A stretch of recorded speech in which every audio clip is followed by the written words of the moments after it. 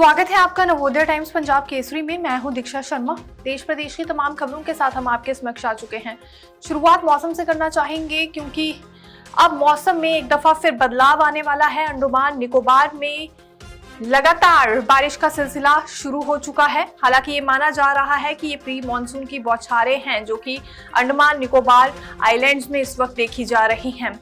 इस वजह से परेशानी बढ़ गई है क्योंकि दिल्ली एनसीआर में लगातार गर्मी का प्रकोप बढ़ता जा रहा है। वहीं दूसरी ओर अंडमान निकोबार में अब मानसून ने दस्तक दे दी है, वो भी समय से पहले। भारत में इस समय मौसम के दो बिल्कुल अलग अलग रूप देखने को मिल रहे हैं। एक तरफ जहां अंडमान सागर और निकोबार द्वीप समूह में मानसून ने अपने तय समय से पहले ही दस्तक दे दी है, वहीं दूसरी तरफ दिल्ली एनसीआर समेत पूरा उत्तर पश्चिम और मध्य भारत भीषण लू की चपेट में है।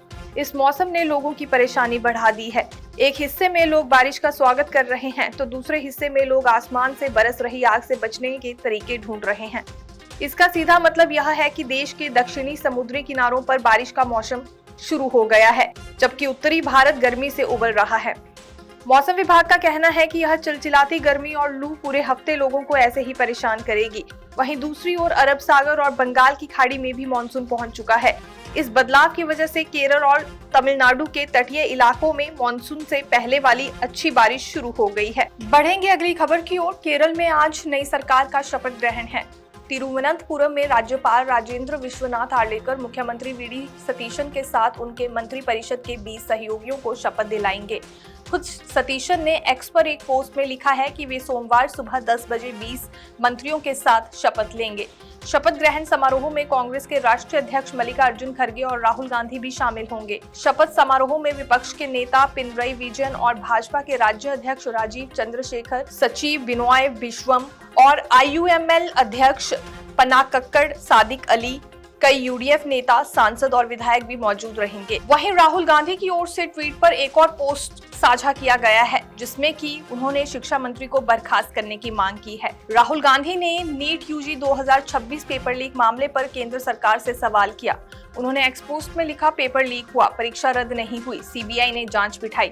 बार बार फेल हो रहे शिक्षा मंत्री को पीएम मोदी बर्खास्त क्यों नहीं कर रहे हैं। राहुल गांधी ने एक्स में लिखा कि सीबीएसई ने अब 9वीं क्लास के लाखों छात्रों को 1 जुलाई से नई भाषा सीखने को कहा है। ना कोई शिक्षक है, ना कोई बुक, और 14 साल के बच्चों को काम चलाओ उपाय के तौर पर 6वीं कक्षा की किताबें थमा दी गई हैं।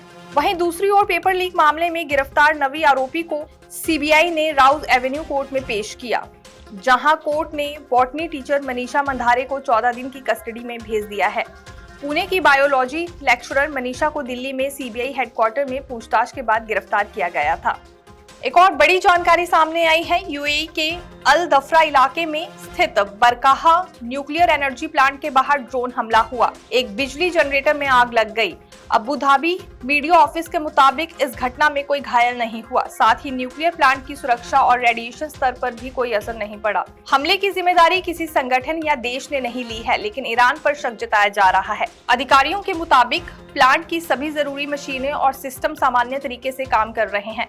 जंग के दौरान पहली बार हमला हुआ है। बरकाहा परमाणु संयंत्र यूएई और पूरे अरब रीजन का पहला कमर्शियल न्यूक्लियर प्लांट है। इसे दक्षिण कोरिया की मदद से करीब 20 अरब डॉलर की लागत से बनाया गया था और यह साल 2020 में शुरू हुआ था। यह प्लांट यूएई की लगभग 1/4 बिजली जरूरत पूरी करता है। यह पहली बार है जब ईरान युद्ध के दौरान बरकाहा परमाणु संयंत्र को निशाना बनाया गया है। देखते रहिए नवोदय टाइम्स पंजाब केसरी। मैं दीक्षा शर्मा, धन्यवाद।